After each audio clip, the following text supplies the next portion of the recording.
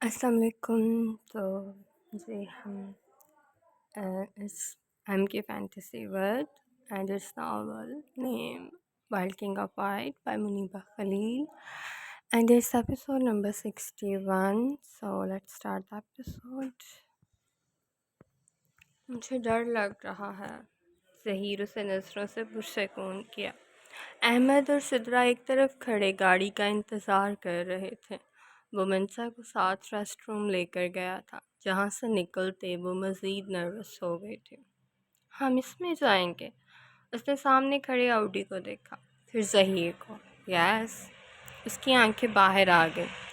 اس نے تو سنا تھا پاکستان میں ایسی گاڑیاں کم ہوتی ہیں، تو کیا اس کا شوہر کافی امیر تھا؟ اس کی آنکھیں پھٹی ہوئی تھیں۔ تم بہت امیر ہو کیا؟ اس کا بازو کھینچتے اسے کچھ دور لے جاتے پوچھا۔ زیادہ نہیں، مگر تمہارا کھانا دانا پورا کر لوں گا۔ منسا نے اسے گھورا۔ تم نہ یہ میرے ساتھ لفظوں کا کھیل مت کھیلو، گیم مت کھیلو۔ اسے گھورا جبکہ ڈرائیور دوسری گاڑی میں سدرا اور ظہیر کو لے کر جا چکا تھا۔ یہ ظہیر کی پرسنل گاڑی تھی جو اس نے منگوا لی، اس میں وہ دونوں ہی گھر جاتے۔ مجھے ضرورت ہی نہیں پڑتی، تم ویسے ہی پٹ جاتی ہو۔ منسا اسے گھورنا کم نہیں کیا۔ وہ نہ میں سر ہلاتے اسے بازو سے تھامتے لا کر گاڑی میں بٹھایا۔ خود ڈرائیونگ سیٹ پر بیٹھا۔ ظہیر، اب لہجہ یکدم سے دھیما ہو گیا۔ اس کی طرف رخ کیا۔ تمہاری فیملی میں کون کون ہے؟ اس کا ڈر دیکھ وہ مسکرایا۔ وہاں جا کر دیکھ لینا۔ اس نے گھورا، مگر یہاں پرواہ کس سے تھی؟ وہ ظہیر کو اگنور کرتے باہر پاکستان کی خوبصورتی دیکھنے لگی۔ لاہور ایئرپورٹ سے وہ سیدھا ان کے گھر جا رہے تھے۔ منسا سڑک پر لگی چیزوں کو دیکھتے کبھی کھانے کا سوچ چکی تھی۔ چاہے اب ظہیر کے ساتھ آتی یا اکیلے، مگر یہ ایڈونچر اسے ضرور کرنا تھا۔ گھر آ گیا۔ منسا پھٹی نظروں سے ایکڑز میں پھیلے اس گھر کو دیکھ رہی تھی۔ تم یہاں رہتے ہو؟ شوق سے پوچھا۔ آنکھیں پھر باہر آنے کو بیتاب تھیں، منہ کھل چکا تھا۔ ظہیر انگلی تھوڑی کے نیچے رکھتے اس کا منہ بند کیا، مگر اس کا شوق کم نہیں ہوا۔ ہاں، یہاں رہتا ہوں، لاپرواہی سے کہتے وہ گاڑی اندر لے گیا۔ گاڑی سیدھا گھر کے مین ڈور کے سامنے رکی۔ چلے مسز ظہیر احمد۔ اس کی طرف کا دروازہ کھولتے ہاتھ بڑھایا۔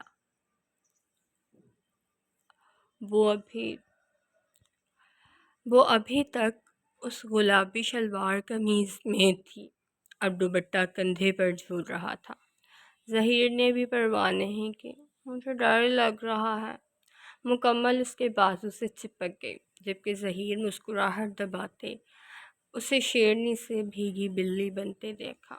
مگر تم تو میری شیرنی ہو، تمہیں کسی سے کیسا ڈر؟ ظہیر چاہتا تو تھا کھل کر کہکا لگائے، مگر ایسا کرنے پر وہ جھگڑنے کو آ جاتی۔ سرپرائز! اونچی سی آواز گونجی۔ اس کے ساتھ ہی ان دونوں پر پھولوں کی بارش ہو گئی۔ منسا تو کھلکھلاتے گھومی۔ پھول ابھی تک گر رہے تھے، جبکہ گھر کے اندر کھڑے سب شوق میں تھے۔ بھائی، یہ بچی کون ہے؟ کسی کی پھنسی سی آواز نکلی۔ وہیں منسا نے بچی کہنے والے کو گھورا۔ بچی نہیں ہوں میں۔ خوشی کی جگہ چہرے پہ غصہ آ گیا۔ ظہیر اسے نظروں سے پرسکون کرتے ساتھ لگایا۔ ڈوم، یہ بھابھی ہیں تم لوگوں کی۔ ان تینوں لوگوں کے منہ سے یک زبان کیا نکلا تھا۔ ظہیر نے انہیں گھورا تو وہ کھسیانے سے ہوئے۔ مگر یہ تو بچی ہیں۔ ثانیہ نے پھر موت کو دعوت دی۔ میں نے کہا میں بچی نہیں ہوں۔ ساتھ ہی چیخ کو سنائی دی۔ ظہیر نے اس کی کمر میں ہاتھ نہ ڈالا ہوتا تو شاید وہ اب تک ثانیہ کو مار بھی چکی ہوتی۔ ثانی، میں نے کہا وہ میری بیوی ہے، مطلب تم لوگوں کی بھابھی۔ اس نے آنکھوں سے گھورتے لفظوں سے سمجھایا۔ بھائی سامی کا کیا بنے گا اب؟ شامی، جس کا پورا نام شمیمہ تھا، آواز نکلی، جبکہ سامی پر منسا کی گھوری اب ظہیر کی طرف پلٹی۔ بعد میں بتاتا ہوں میری شیرنی، ابھی کمرے میں چلتے ہیں۔ اس کی گھوریاں دیکھ وہ سمجھ چکا تھا وہ ابھی پھٹ پڑے گی۔ ماما بابا کہاں ہیں؟ انہوں نے اوپر کمرے کا اشارہ کیا۔ وہ انہیں گھورتے سکون سے بیٹھنے کا کہتے دوسرے پورشن کی طرف چل پڑا، جس کا دروازہ گھر کے اندر سے ملا ہوا تھا۔ یہ ہم دونوں کی جگہ ہے، یہاں تم مجھے جیسے مرضی ٹریٹ کر سکتی ہو، مگر اس طرف بالکل بھی نہیں۔ میں سب کے لیے سخت مزاج بندہ ہوں تو تم مجھے بالکل بھی ان کے سامنے نرم ثابت نہیں کرو گی۔ منسا ایک جگہ رک گئے۔ ظہیر نے پکڑتے اسے دیکھا۔ اس نے انگلی کے اشارے سے پاس آنے کا کہا۔ وہ پلٹ آیا۔ تم مجھے حکم دے رہے ہو؟ آئیورو اٹھا کر چٹک کر پوچھا، یہ جانتے ہوئے بھی وہ ہاں کہنے کی حالت میں نہیں ہے۔ نہیں، درخواست ہے، بہت کرم ہوگا اگر اس پر نظر کرم کی جائے تو۔ منسا نے اوکے کہتے نزاکت سے آگے چلنا شروع کر دیا۔ وہ اس کے پیچھے قدم بڑھاتے اسے گھوم کر باہوں میں اٹھا گیا۔ کمرے میں چل کر سکون سے سوتے ہیں، شام میں اٹھیں گے اب، کہتے ہی اس کو لیے ایک کمرے میں گھس گیا۔ منسا بھی اس کے گلے میں باہیں ڈال گئی۔ ظہیر اسے لیے ہی مین روم میں آتے اسے بیڈ پر گراتے ساتھ ہی خود بھی گرا۔ وہ کنگ سائز گول بیڈ تھا۔ کمرے میں اس وقت اندھیرا ہی تھا اور ظہیر نے لائٹس بھی آن نہیں کی۔ گھڑی، شرٹ، کوٹ، شوز سب اتار کر نیچے ہی پھینک دیا، کسی چیز کی بھی پرواہ نہیں کی۔ بس اسے باہوں میں بھرتے اس کے نازک سے وجود پر اپنا وزن ڈالنا نہیں بھولا، جس سے اس کے وجود کی گرمی سے سکون مل رہا تھا، تو وہ بھی پیچھے ہٹنے کا نہیں کہا، بلکہ خود بھی اس کے بالوں میں ہاتھ پنساتے، اس کے کندھے میں منہ چھپاتے اس کی خوشبو میں سانسیں بھرنے لگی۔ منسا کی نرم پتلی سی انگلیاں اپنے بالوں میں محسوس کرتے وہ مسکرا دیا۔ وہ لڑکی اسے اپنا عادی بناتی جا رہی تھی، مگر اس میں کوئی مسئلہ نہیں تھا، وہ اس کی تھی، اور اپنوں کا عادی ہونا برا تو بالکل بھی نہیں تھا۔ ثانی، یہ بچی ہماری بھابھی کیسے؟ ڈوم ان کے جاتے ہی حیرت سے بولا۔ میں بھی وہی سوچ رہی ہوں۔ ڈوم ہوش میں آتے اس کے سر پہ چپت لگائی۔ تم کب سے سوچنے لگی کوٹ دماغ؟ ثانی نے پاس پڑا پلو اٹھا کر اسے دے مارا۔ اوئے، میں سوچ رہی ہوں اب بھائی کو سامی سے کون بچائے گا؟ ہماری بھابھی بننے کے خواب تو اس نے دیکھ رکھے تھے۔ شامی کی بات پر وہ دونوں اپنی لڑائی بھول گئے۔ اسے دیکھنے میں بچی ہے ورنہ ہے پوری پٹاخہ۔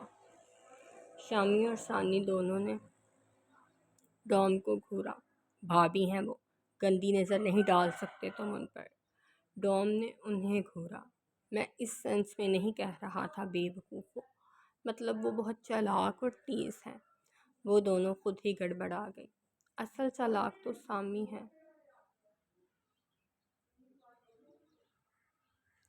اب نہ جانے وہ یہاں کون سا تماشا لگوائے گی۔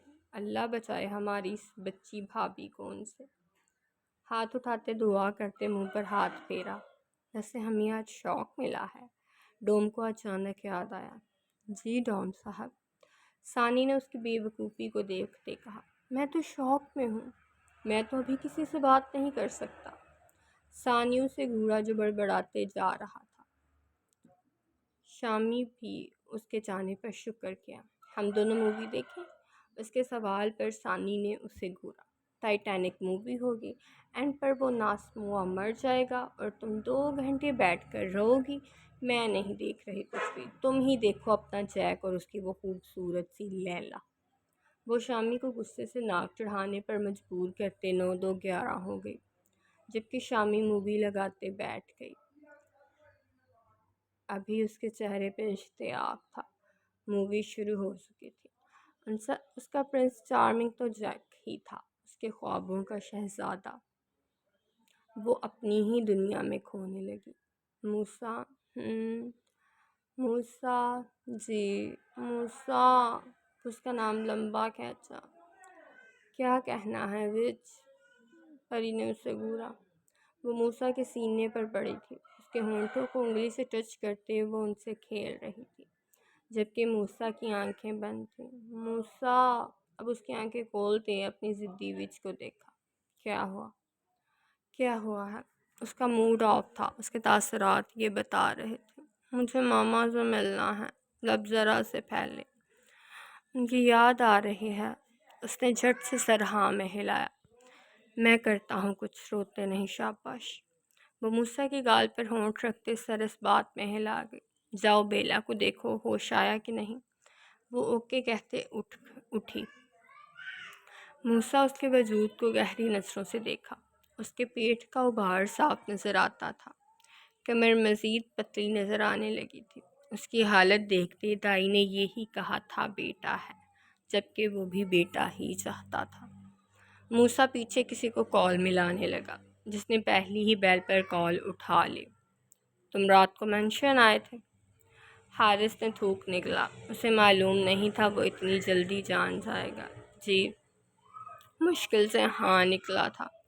اسے ٹارچر کرنا چھوڑ دو، ورنہ میں تمہیں ٹارچر کرنے پہ آ جاؤں گا، غصے سے کہتے کال کاٹی۔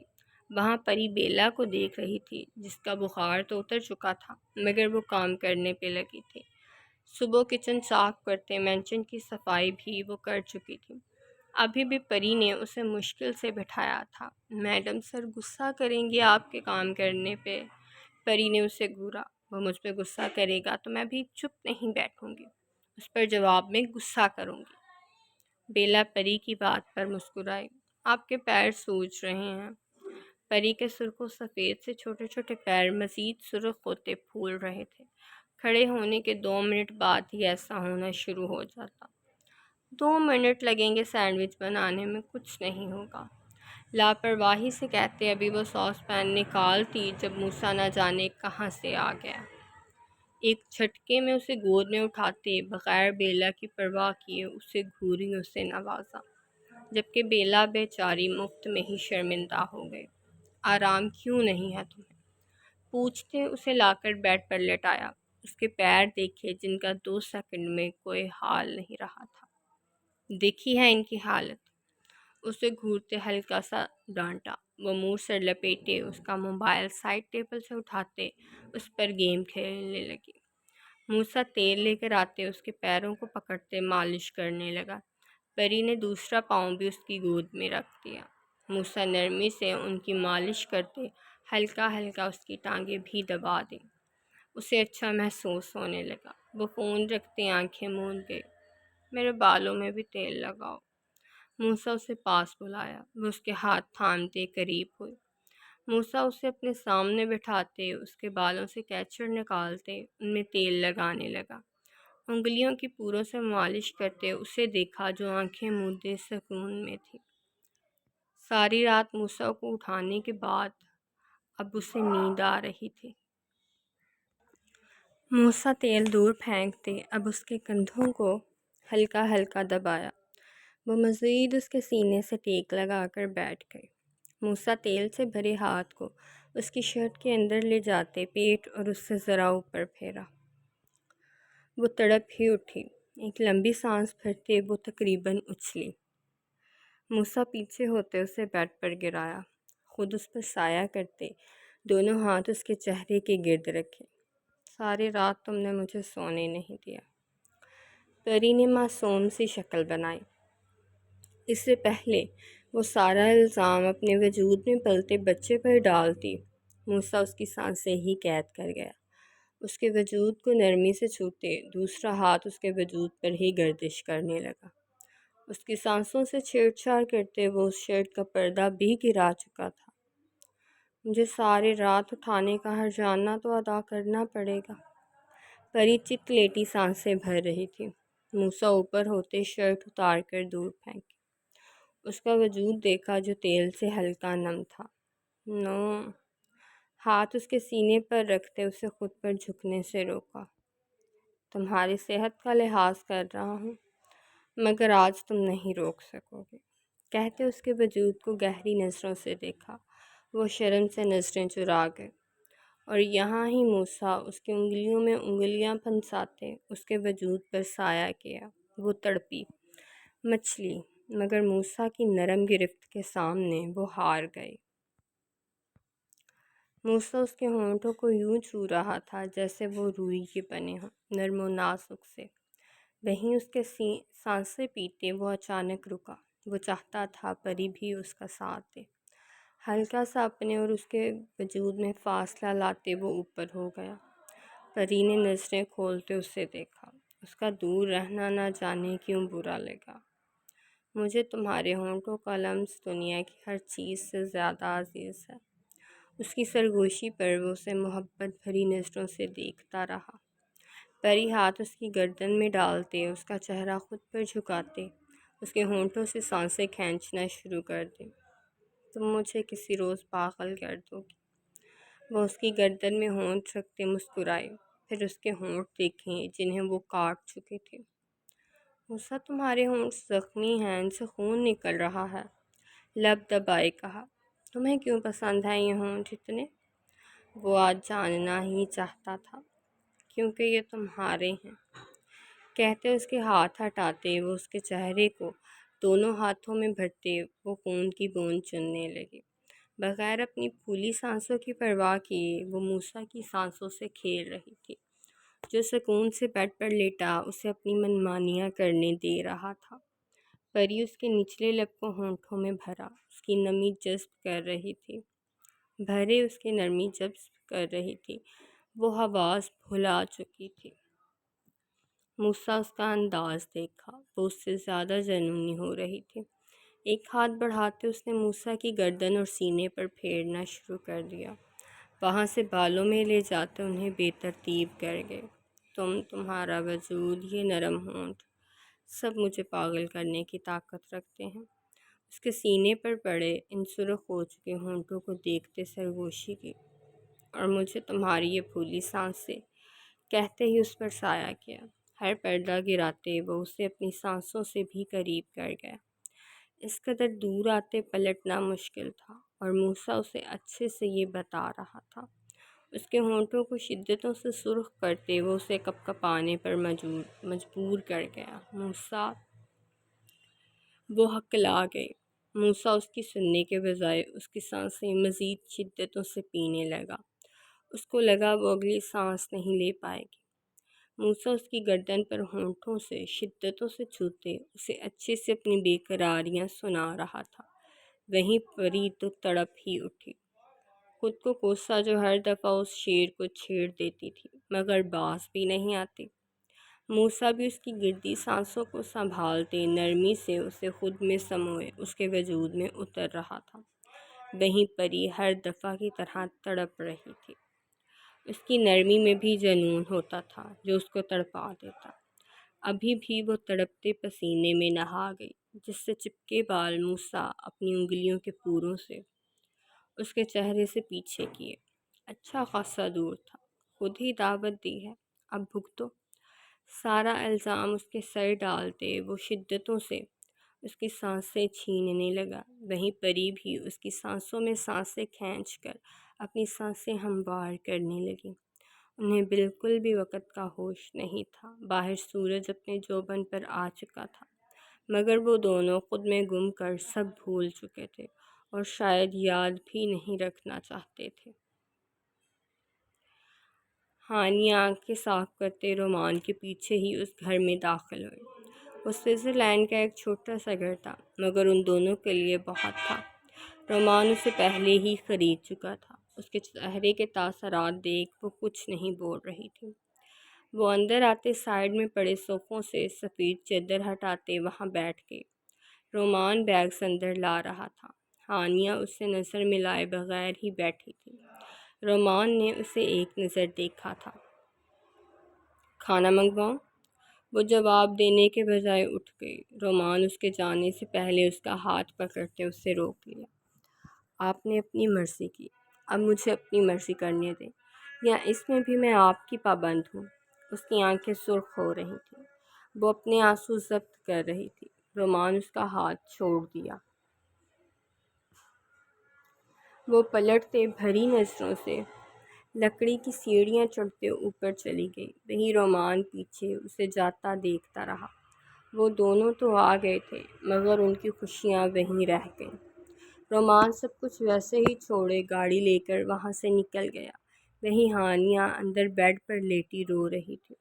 اس نے خیام کی آنکھوں کا دکھ دیکھا تھا، اس نے انم کی بے بسی دیکھی تھی، اس کا اپنا دل رو رہا تھا، وہ خود اپنی مجبوری بھی جانتی تھی، مگر یہ محبت اسے باندھ چکی تھی، اور یہ کوئی رسی بھی نہیں تھی جسے وہ کاٹ دیتی یا توڑ دیتی۔ یہ تو نظر بھی نہیں آتی تھی، چھونا بھی مشکل تھا، مگر یہ تھی پیروں میں بندھی زنجیر کی طرح۔ وہ روتے رومان سے شکوہ کر رہی تھی، جو وہاں موجود نہیں تھا، جو اسے سن ہی نہیں رہا تھا، جو وہاں ہو کر بھی اس کے پاس نہیں تھا۔ وہ اکیلی تھی۔ لیل اٹھتے انگڑائی لے کر تھکن اتاری، پھر پاس دیکھا جہاں الیگزینڈر کا نام و نشان بھی نہیں تھا، جبکہ سائڈ ٹیبل پر نوٹ پڑا تھا۔ اس نے اٹھا کر پڑھا۔ وہ کام پر جا چکا تھا، کھانا ریڈی پڑا تھا، جسے وہ وقت پر کھا لے۔ یہ ہدایات اس کی طرف سے تھیں۔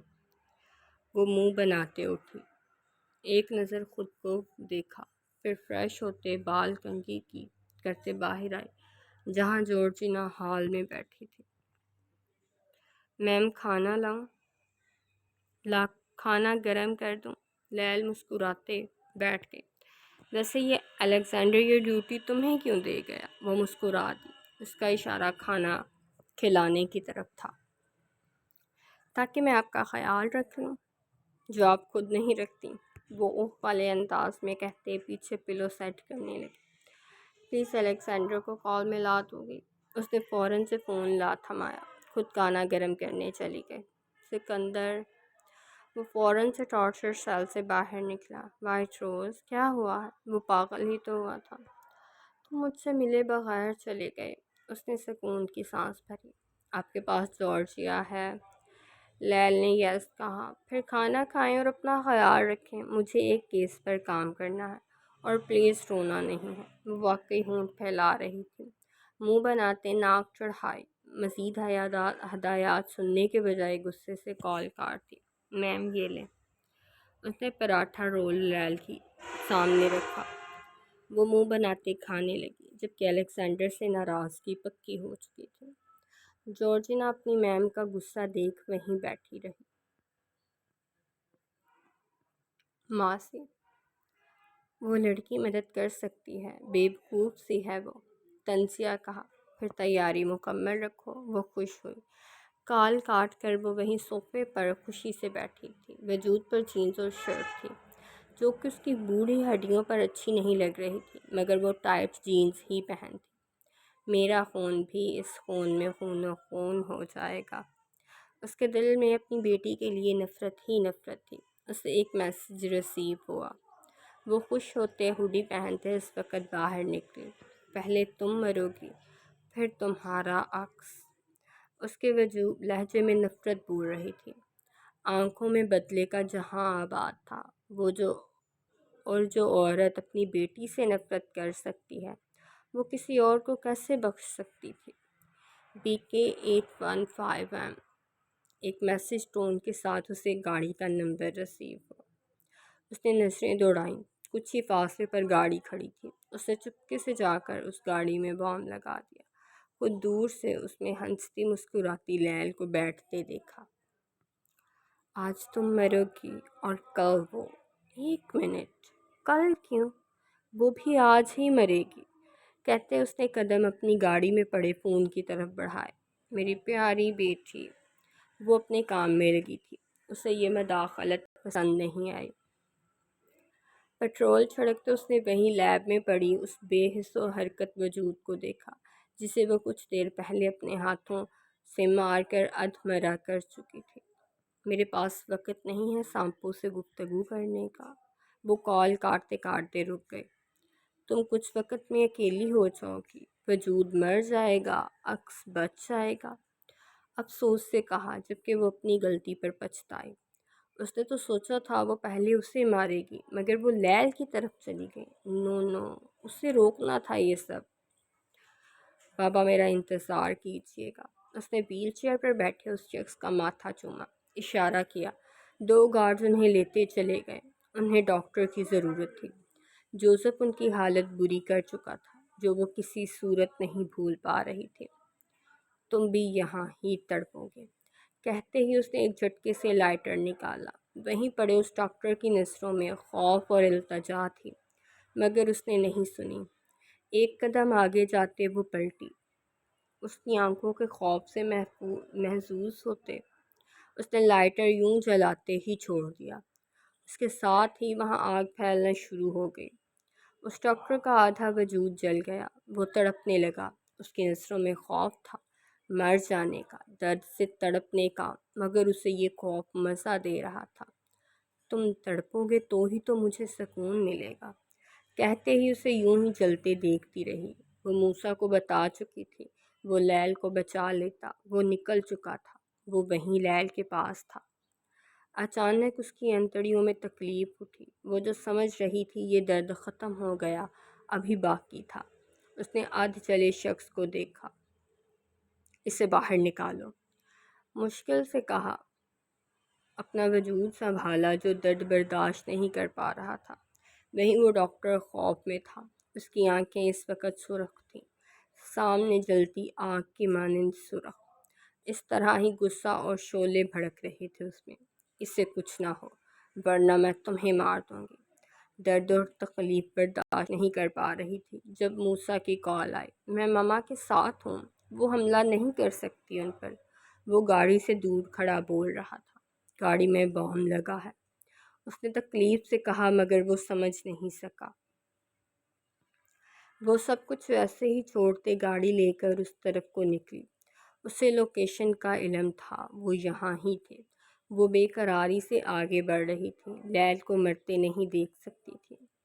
میں تم جیسی ایک اور بناؤں گا اور وہ میرے اشارے پر چلے گی، مگر ہر شخص اسے تم ہی سمجھے گا، سچ صرف میں جانوں گا۔ اس ڈاکٹر نے اپنی تکلیف دباتے خود سے کہا۔ اس سوچ سے چہرے پہ خوشی چھائی، مگر اپنے کمر میں لگتے انجیکشن سے وہ بے ہوش ہو گیا۔ وہیں دوسرے روم میں نعمان کا چیک اپ کیا جا رہا تھا، جو اپنی ٹانگیں کھو چکے تھے۔ یہ قید انہیں معذور بنا چکی تھی۔ شاہین، تم یہاں کیوں آئی؟ اس نے غصے سے پوچھا۔ وہیں دور کھڑی اینا مسکرائی اور اسی کے آنے کا تو انتظار کر رہی تھی۔ مسز لیل کہاں ہیں آپ؟ اسے دھکا دیا۔ موسیٰ اس کے گرتے پڑتے وجود کو دیکھا۔ اس کے منہ سے خون نکل رہا تھا۔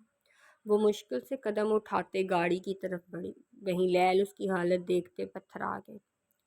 آپ نہیں مر سکتے، کچھ لوگوں کو مرنا نہیں چاہیے، کہتے ہی گاڑی کا دروازہ کھولنے کے بجائے گر گئی۔ وہیں اینا دور سے اسے دیکھ ہی نہیں سکی۔ وہ ذرا قریب ہوئی۔ وہ ان دونوں کو ایک ساتھ مارنا چاہتی تھی، ایک کو مار کر دوسرے کو نہیں چھوڑ سکتی تھی۔ اس نے گاڑی کے نیچے ہاتھ لے جاتے بم نکال کر دور پھینکا۔ وہیں اینا اس کے اچانک اٹھنے پر اس کے ہاتھ میں بم دیکھ فوراً بٹن دبایا، مگر تب تک وہ دور پھینک چکی تھی۔ اینا کے چہرے پہ غصے کے تاثرات آئے۔ وہیں کچھ دور کھڑی گاڑیاں اس دھماکے کی زد میں آئی تھیں، مگر کوئی انسان نہیں۔ موسیٰ نے شکر ادا کیا۔ تم جیسی لڑکی کو پہلے ہی مار دینا چاہیے تھا، نہ جانے تم کیسے بچ گئی۔ کیسے؟ سوچتے اس نے ڈیش بورڈ پر پڑی گن دیکھی۔ لیل اور موسیٰ بھی حیرت سے اسے دیکھ رہے تھے۔ اس نے اچانک منہ پر ہاتھ رکھا۔ ایک گولی اس کے وجود کے آر پار ہوئی۔ اس کے ساتھ ہی خون کا فوارہ اس کے منہ سے نکلا۔ اس نے موسیٰ کو دور کھڑی اینا کی طرف اشارہ کیا۔ اسے مت چھوڑنا، وہ بھاگ جائے گی، اسے تامر قید رکھنا۔ کہتے ہی وہ گری، مگر اس کے گرنے سے پہلے لیل ان حالات کو برداشت نہ کرتے بے ہوش ہو گئی۔ موسیٰ نے اینا کو دیکھا، جو ان دونوں کو گرتا دیکھ خوش تھی۔ اس نے اینا کے ہاتھ میں گن دیکھی۔ وہ آج مر گئی جسے پہلے دن مار دینا چاہیے تھا۔ وہ پورے دانتوں سے مسکرا رہی تھی۔ موسیٰ نے اسے وحشت بھری نظروں سے دیکھا۔ لیل کو باہوں میں بھرتے گاڑی میں ڈالا، وہ صرف بے ہوش تھی۔ اس نے شکر ادا کیا۔ اس نے دور کھڑی اینا کا نشانہ لیتے ایک گولی اس کے بازو کے نشانے پر ماری۔ وہ جو ان دونوں کو دیکھ رہی تھی، موسیٰ کو دیکھتے وہیں گر گئے۔ تب تک گارڈز اس تک پہنچتے اسے قید کر گئے۔ موسیٰ لرزتے وجود کے ساتھ اس کے پاس آیا، 2 انگلیاں اس کے ناک کے پاس رکھتے چیک کیا، مگر کوئی سانس نہیں تھا۔ اس نے دل کو سمجھاتے، اسے حوصلہ دیتے اس کی نبض دیکھی، وہ بھی رکی ہوئی تھی، اس میں کوئی شور نہیں تھا، اور اسے لگا دنیا سے شور ختم ہو چکا ہے، ہر طرف دنیا گونگی بہری بن چکی ہے، اسے کچھ سنائی نہیں دیا۔ سر میم کو ہاسپٹل لے جائیں، گارڈز چوکنا سے کڑے تھے۔ ماما، وہ پلٹا، تم شاہین کو مینشن لے جاؤ، میں ماما کو لے کر جاتا ہوں۔ وہ گارڈز کو الیگزینڈر کو شک ہونے نہیں دیکھ سکتا تھا۔ ایک بات میں تم سے کہنا چاہتا ہوں۔ وہ رکا، اس کے پاس واپس بیٹھا۔ تمہارے بال، آنکھیں دونوں بہت خوبصورت ہیں، بہت خوبصورت، اتنی خوبصورت کوئی بھی ان زلفوں کے جال میں پھنس جائے، کوئی ان آنکھوں کے سمندر میں ڈوب جائے۔ اس نے ان بند آنکھوں کو دیکھا، وہ اٹھ گیا، اس کی آنکھیں آنسوؤں سے بھری تھیں۔ اپنے ہوش سنبھالنے کے بعد وہ آج رو رہا تھا۔ اور مرد کا رونا عورت کے رونے سے زیادہ دردناک ہوتا ہے۔ اس عورت کو بھی مینشن لے جاؤ۔ اس نے حارث کو بھی کال ملا دی۔ اسے اینا کے وجود سے نفرت ہوئی۔ خود وہ بھاری ہوتے دل کے ساتھ لیل کو ہاسپٹل لے کر گیا۔ وہ اس کی ماں کو بچاتے خود مر گئی۔ اسے یہ چیز گلٹ دے رہی تھی۔ اس کی حفاظت کا وعدہ تو اس نے لیل سے کیا تھا، مگر وہ کیسے چوک گیا؟ جی، تو یہ تھا 61 والا episode. Let's wait for the next episode. So take care of yourself and اللہ حافظ۔